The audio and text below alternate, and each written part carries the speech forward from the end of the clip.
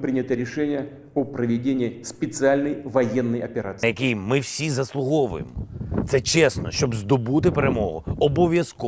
Обов'язково триматися, обов'язково боротися, обов'язково віддавати всі сили. Antes en las guerras podían regresar, volver a sus casas, volver a empezar.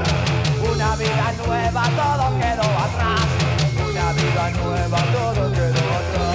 La, la, la, la, la, la, la, la, la, la. La, la, la, la, la, la, la, la, la, la. La, la, la, la, la, la, la, la, la, la.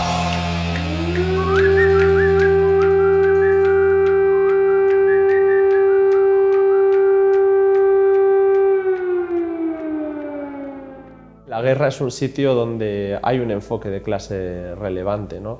Vemos como los jóvenes están siendo en muchos casos carne de cañón de ambos bandos, en muchas guerras los hemos visto. El papel de los mercenarios también es importante y cómo se recluta ya no solamente a los más pobres o a las clases bajas de los países implicados, sino también a nivel internacional. Se va a países más pobres a reclutar para llevarlos a otras guerras. En el caso de Ucrania es uno más, pero lo hemos visto en el caso sirio, en Libia y en muchos países a lo largo del mundo. En Ucrania, El camino hacia la guerra, que es el libro que he publicado este año sobre el conflicto, va mucho más allá de este conflicto. Al final hacemos un repaso sobre cómo ha cambiado el mundo, cómo ha cambiado Ucrania y cómo ha cambiado Rusia. Son dos hilos que van paralelos, la Ucrania de los 90, la caída de la Unión Soviética, los primeros movimientos de protesta, ese acercamiento a Occidente, el Maidán y finalmente la guerra del Donbass. Now wake up, it's time to look at the enemy. Look in the mirror if he is no friend to me. El origen de la guerra es multicausal, como en todas las guerras hay muchos factores que han motivado el conflicto armado. Para empezar, se trata de un conflicto político, como todos, y de ahí va derivando hacia consecuencias extremas, que es cuando se convierte en una guerra.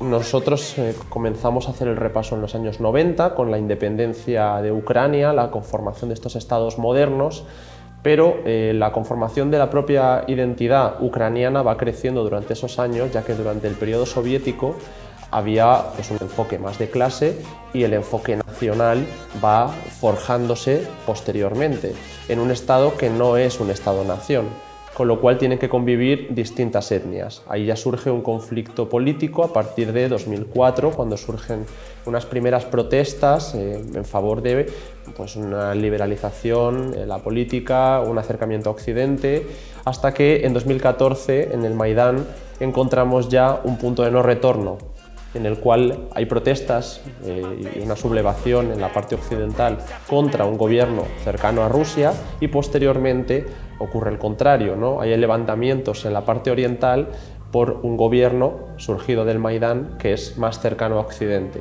con lo cual ahí ya vemos que el conflicto político empieza a tornarse en un conflicto armado y de ahí 8 años después llega la internacionalización del mismo con la invasión de Rusia.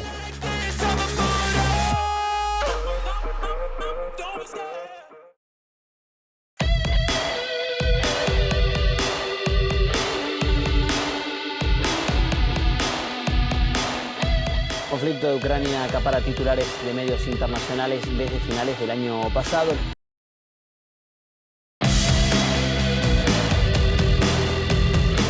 Bueno, en Europa, como hemos visto en general en Occidente, somos parte de la guerra. Ya esta guerra no se trata solo de un conflicto entre Rusia y Ucrania, se trata de lo que conocemos como guerra proxy, que significa que nosotros jugamos en esta guerra pero sin formar parte de la misma de manera directa, ¿no? Sino aportando en este caso armas y financiación a uno de los dos bandos, en este caso al ucraniano, con lo cual la información que se publica en Occidente es claramente de parte, ¿no? Es una información que ayuda a mantener ese relato de que hay que seguir enviando armas, financiación, sancionando todo lo que se pueda a Rusia, y esto tiene unas consecuencias directas en Europa, pero aún así el relato es muy importante y la propaganda es clave en la guerra, es una de las armas más importantes.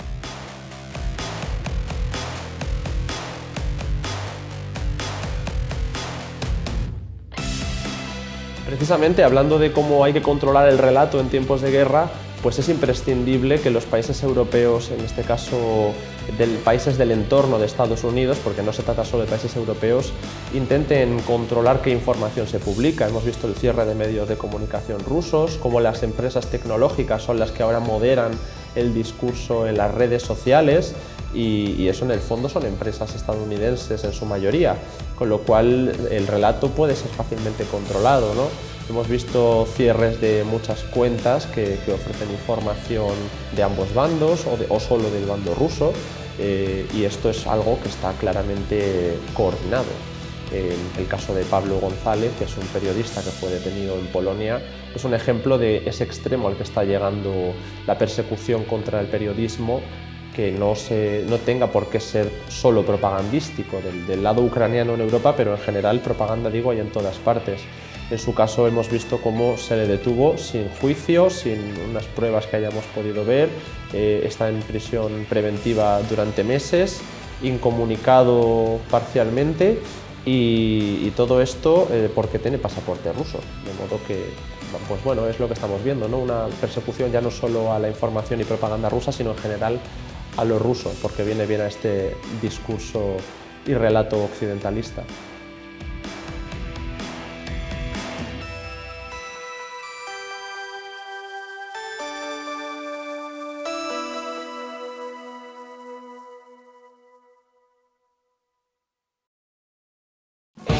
Generals gathered in their masses,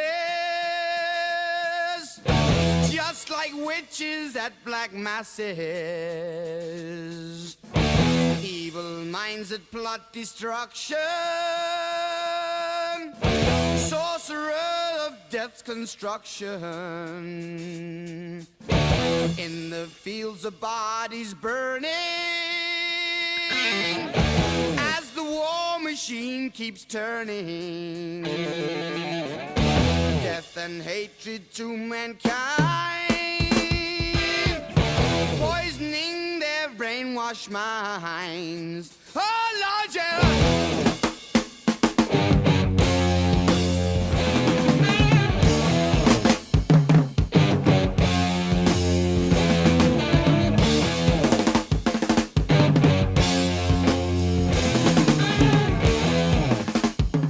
Desde que existen estas sociedades existe la política, existen los conflictos políticos, y desde que existen estos conflictos y distintas carreras armamentísticas, que eso desde luego ha ido hasta la tecnologización completa de los conflictos, pues existen las guerras cada vez en dimensiones más sangrientas o incluso más deshumanizadas, porque vemos como ahora se lleva mucho el uso de aviones no tripulados, drones, en general armamento que pueda causar bajas sin el coste humano de implicarse en la guerra, o como decía, la presencia de personal privado, ¿no? Intentar que los estados salgan un poco de esa dinámica tradicional de la guerra, de modo que parece que es algo que sí que es inherente a los conflictos políticos, y mientras no se apliquen formatos diplomáticos de manera más normalizada y que den resultados, que haya un compromiso entre las partes para que los conflictos políticos se puedan solucionar con la diplomacia, pues parece que las guerras van a continuar. Eso desde luego. También cambia un poco la conformación del mundo. Con este mundo unipolar, Estados Unidos podía imponer en todas partes su criterio.